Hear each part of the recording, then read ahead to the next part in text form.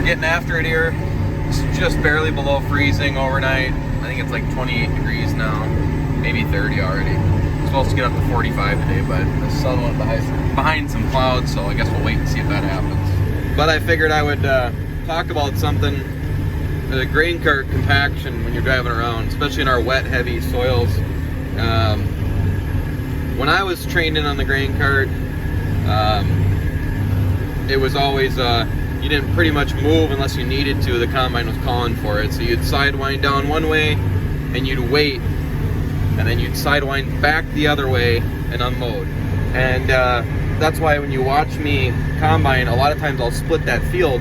That way I have that opportunity to sidewind both directions. Now, not all the guys that run the cart out here do that, which is, it's whatever.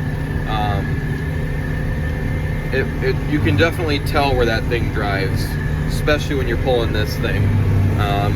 Those things are like steamrollers. So that's what I try to tell the guys is, even when we split a field, try to make roads, like a cart road, I call them, in the field, and only drive there. When you're done sidewinding, the way I was trained is get back on that main road, because that compaction kills next year's crop. It's just, you can see it. You can see the heavy equipment sometimes in the beans. You'll see different levels or whatever it might be, or emergence on different crops. So I'm bouncing all over the place, but right through here the cart had to drive, and the ground's more packed. I can hear it in the tractor, the turbo spooling up. I can feel it sitting in the seat. It really pulls back on me. But yeah, that's why it's so important for next year's crop to be careful with those carts. They're a critical asset during harvest, but they can be an enemy in some sense too. Take it for what it's worth, though. I'm not saying I'm right or wrong. You really can feel it, though. I think that if the cart guys all ran the ripper, they would understand more what I'm talking about, because you'll be going across the field and all of a sudden, boom, you'll feel it pull back. If you hear the tractor work harder, you'll get through that little area. Sometimes you can see the cart tracks. I can't right now because of the snow, so I can just feel them, and I just know those are cart tracks. So our wet, heavy soils, they pack tight with a lot of weight on top of them. So maybe a tracked cart would be nice, but those are... Now, we got a pretty good hill here. I don't know if the camera does it justice. What I've done is work the field this way.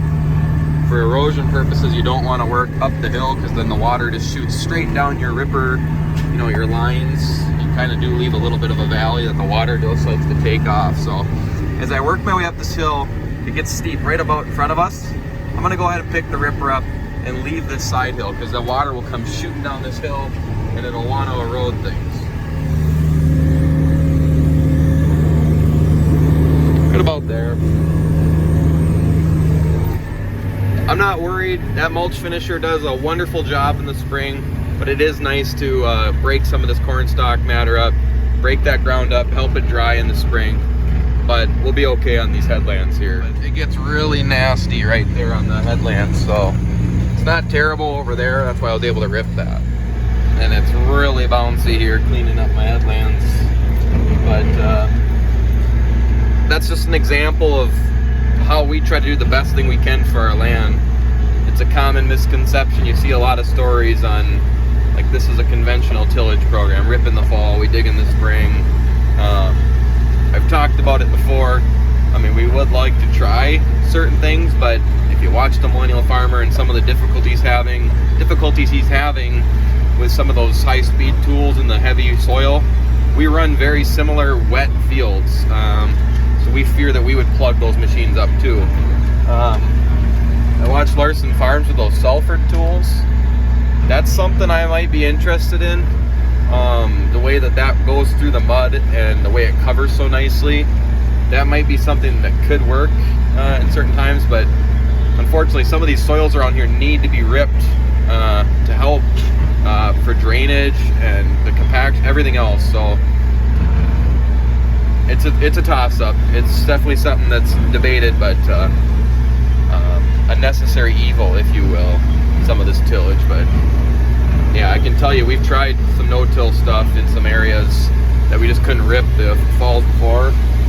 No, it doesn't go too well for us. So keep experimenting, though. That's why it's fun. Farming's fun. You get to try different things and whatnot. But just one more this short headland, and we're gonna have it.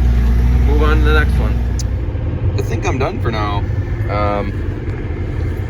It's a little muddy. I was down along the creek over there, so it was to be expected, so I just left it. The weather forecast looks promising. Then again, how much do you trust that? I don't know. Well, just letting this thing cool down for a second, but I might take a drive and see what the cornfields look like. See if there's any snow on the ears still or not. It's above freezing. It's like 37 degrees right now. It's supposed to get up to 45. Sun's supposed to peak out here in an hour.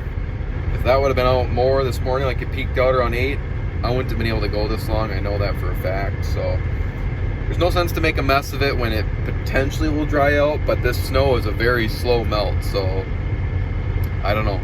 Right now my gut's saying stick to harvest, and then we'll worry about tillage if the conditions improve. But if not, it might just be when it's frozen in the morning when that top layer is crusted over. But that'll end this video.